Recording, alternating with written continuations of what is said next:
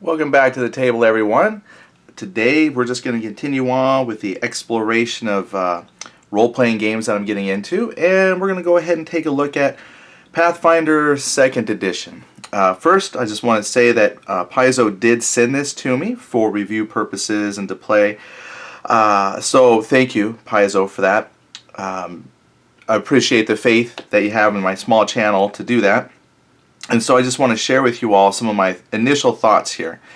Now, as you know, I've been trying out some different role-playing games lately. We did some Warhammer 4th Edition, Low Fantasy Gaming. I think those are probably the two big ones that I've kind of gone through over on the channel. And Pathfinder 2nd Edition, for me, I think is another step in a direction of just incredible games that are coming out recently, and I was excited about Pathfinder for a couple of reasons. So this video is really just me sharing some thoughts on role-playing games and why I'm interested in the Pathfinder. So if you just want to not watch the video for that, you know, that's fine. I've actually got a couple, well, at least one more video coming out which will do kind of an unboxing, if you will. We'll look and go through the contents. So if that's what you're looking for, you can look for the other video. But if you just want to kind of listen to some of my thoughts about why I got into Pathfinder, not just because they sent me a book, but like why I want to get into Pathfinder, that's what this video is about. Why Pathfinder? Now, I will say this. When I asked Paizo if they wouldn't mind having me be a reviewer for them, in the email I sent, I also let them know I've never played Pathfinder before. I've nothing. I think, no, I did. I'll tell you my experience with Pathfinder here in a minute, but for 1st edition, never played it. Seen it, downloaded supplements, but never played it. No particular reason why. It was just at the time there was like D&D 4th edition, then eventually 5th edition came out, and in between had a lot of small, and it was like, do I really need another fantasy role-playing game? And then as Pathfinder grew and just exploded, then it became more of an intimidation factor. For a new player hopping in, it was just, where would you even start? You know, yeah, you get the core book, but then what? There's so much to it. And then Paizo came out with that, I think, the best starter kit that I've ever seen. I didn't buy it, but I've seen it, I've watched people unbox it, and when I compare that to some starter kits other games came out with, it was phenomenal. I mean, it had your battle map, it had your standees, had everything you needed to get into the game, and then it had tips and then some downloadable supplements to ease you into full Pathfinder. So if I was going to jump in, that probably should have been the time I jumped in. But it still had a lot of mechanics that I thought were, you know, way towards the simulationist side a little bit, because then they had like, I don't know, just, anyway, it just still seemed like a lot when I already had some games. Well, so time goes by, and then was just, you know, on flipping through the internet and caught that Pathfinder was putting out a beta test because they're going to do 2nd edition. So I downloaded it, looked at it, and said, you know, well, it's kind of neat. Had some concepts that I thought were great. And then they started to put out some addendums to that, and it was like, well, I had a hard time applying the addendums to the beta, and it just kind of just flew off my radar. But then as it got closer to the release, I'm going to open a random page. You're just looking at the cover here. Let me find you some artwork to look at while we talk. Then I saw some videos where the fine folks at Paizo, they were talking about some of their design philosophies. Let me adjust some lighting, get rid of some of that glare. And one of the things they wanted to do was address that issue of making the game more accessible for people. And to me, that spoke to me, because I don't mind trying games, but at the same time, it feels like sometimes Pathfinder specifically, there's a lot to it. And what I mean by that is I've talked to some people who like Pathfinder. They play Pathfinder. And one of the things they enjoy is the fact that there are so many feats and ways to build your characters that it feels like an unlimited play amount. I'm not sure how else to word that, but there's like no limits. It's if you can think of it, there's probably some kind of combination of feats and skills and race and class that you could create something truly unique. And that's great, but that's also intimidating for new players because if you don't know where to start. So anyway, I really talked myself out of Pathfinder for the longest time. So when I started watching these videos for Pathfinder 2nd Edition and speaking to new people, I said, you know, this might be a good time to get in, because some of the videos I saw were taking a lot of those mechanics that Pathfinder 1st Edition came up with over the years, and as the game went on, you know, they tried new mechanics and different things. Now, what exactly does that mean? I don't know, because I'm not familiar with 1st Edition. But they use terms like codifying or, you know, making sure everything kind of fits a standard process. You know, basically it's like just taking all the bits and pieces and now making sure that they work together from the ground up so that nothing feels like an add-on. Now, with that being said, you end up with a core rulebook, which is, this thing is huge. This is huge. I was going to bring it over here for comparison's sake. Let me grab it. I wasn't going to do this, but let me grab it.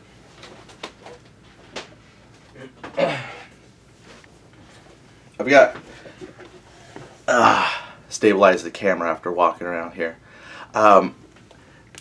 Dungeons and Dragons 5th Edition is smaller than Warhammer 4th Edition, and so Warhammer 4th Edition, I thought this was a pretty weighty tome, and I liked the art, the way the book is laid out. I like this game. I don't have a lot of friends that do, though, sadly, but I thought it's a good game. So if I compare this is a huge game. I mean, oh my gosh, I thought Warhammer 4th Edition was huge.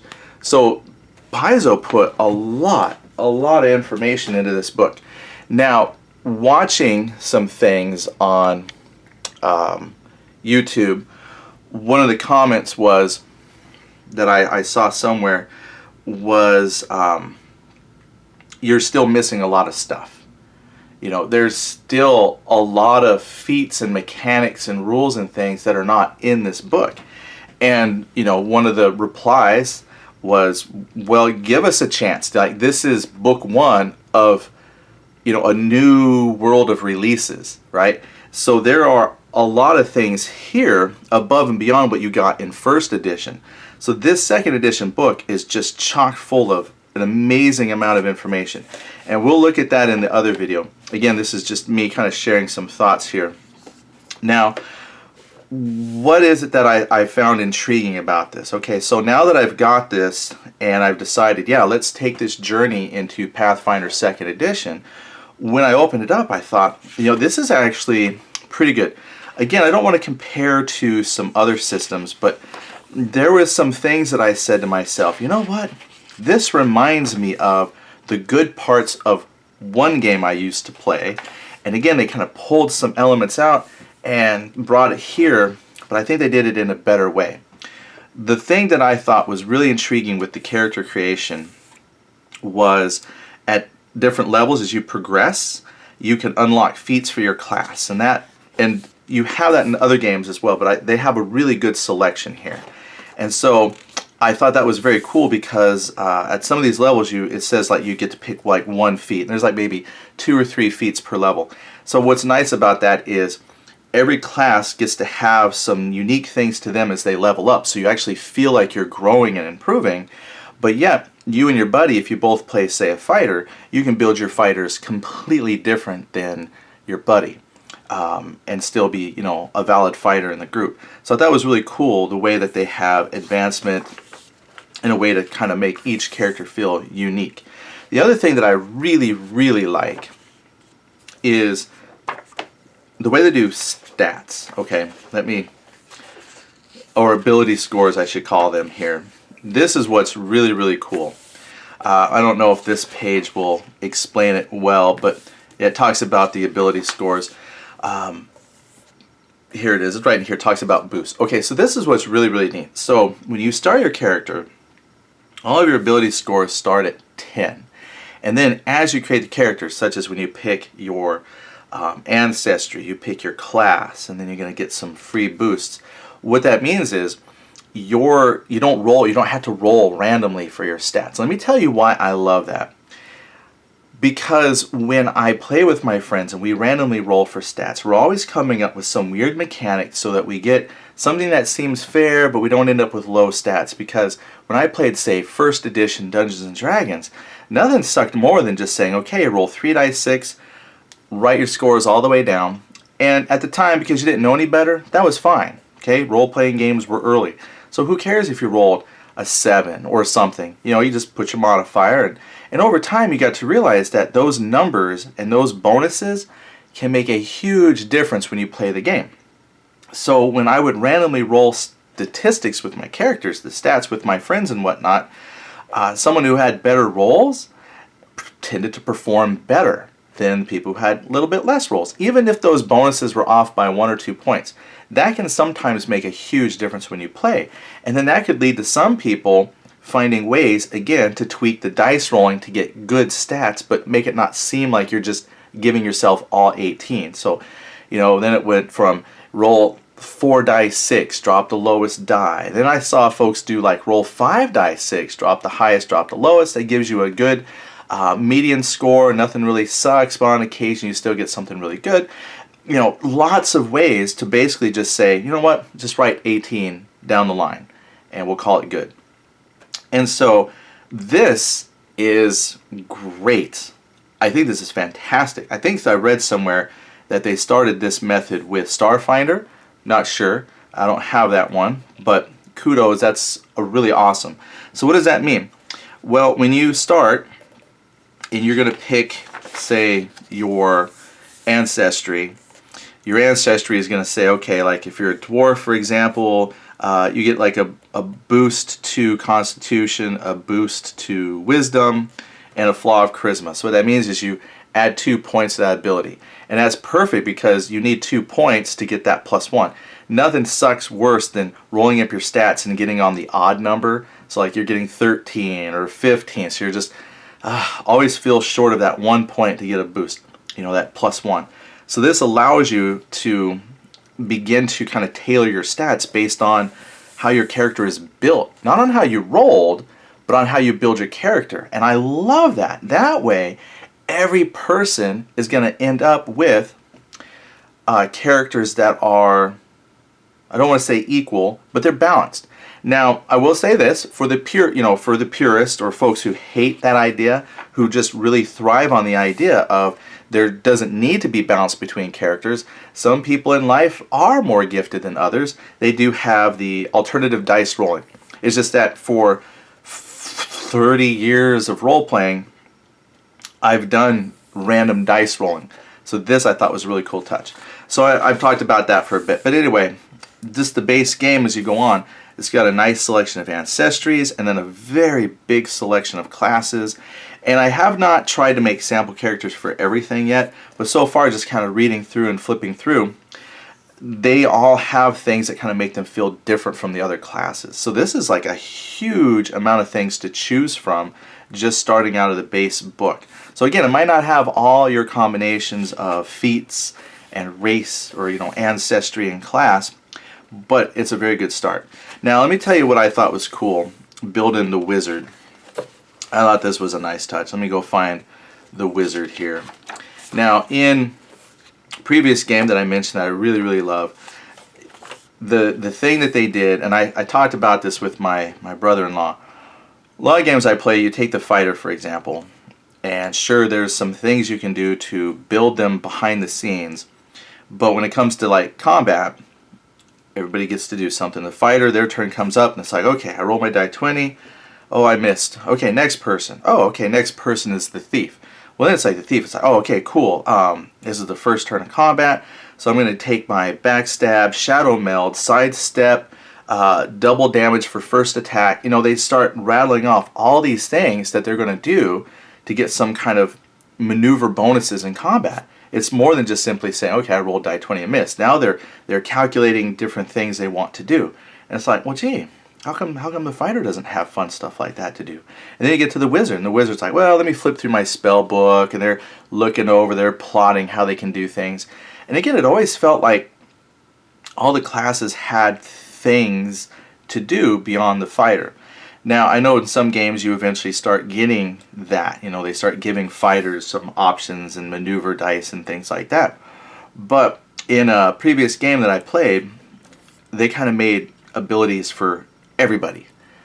Every time you leveled up, everybody got to choose between some abilities. And that was cool because now everybody had things that they could choose to do while they played. And I thought that was great. Even the fighter. So now the fighter, when it's their turn, it's like, oh, do I do a sweeping attack? Do I do this attack? Do I do this or that? And now they felt like they could actually participate and have some effect on the battle rather than just saying, okay, roll die 20. Oh, well, I hit 5 points of damage. Next person. Oh, wizard hit 36 points of fireball damage. You know, the fighter just always felt outperformed. Not always true, but just bear with me. So, the game I played, everybody got these feats and abilities as they leveled up. But the problem is with the wizard, all their spells were treated like those feats and abilities. So you didn't really actually have spells. So as you leveled up, you got to pick from your list of new abilities that were your spells, but you never had that chance to like say, oh, I went adventuring and I found some scrolls and now I get to copy over spells and stuff.